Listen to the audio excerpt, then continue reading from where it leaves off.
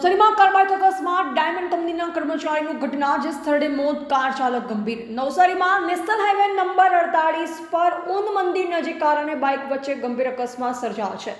મુંબઈ તરફથી અમદાવાદ તરફ જતી કાર ચાલક દ્વારા સ્ટીયરિંગ પરથી કાબુ ગુમાવતા ડિવાઈડર કૂદી સામેના ટ્રેક પર સુરતથી વલસાડ તરફ જતા બાઇક ચાલકને અડફેટે લેતા અકસ્માત સર્જાયો. અકસ્માત એટલો ભયાનક હતો કે બાઇક સવાર યુવકનું ઘટના જ સ્થળે મોત નીપજ્યું. કાર ચાલકને પણ ગંભીર ઇજાઓ થઈ હતી, જે તાત્કાલિક સારવાર માટે નજીકની ખાનગી હોસ્પિટલમાં ખસેડવામાં આવ્યો.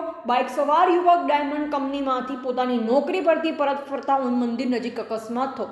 અકસ્માતના કારણે નેશનલ હાઈવે નંબર 48 પર મોટો ટ્રાફિક જામ સર્જાયો. ઘટનાની જાણ થતાં જ ગ્રામ્ય પોલીસ ઘટના સ્થળે પહોંચી ગઈ. ટ્રાફિક હળવો કરવામાં આવ્યો. ટીવી18 ન્યૂઝ નેટવર્ક સાથે રિપોર્ટર રસિક ભાણા, નવસારી.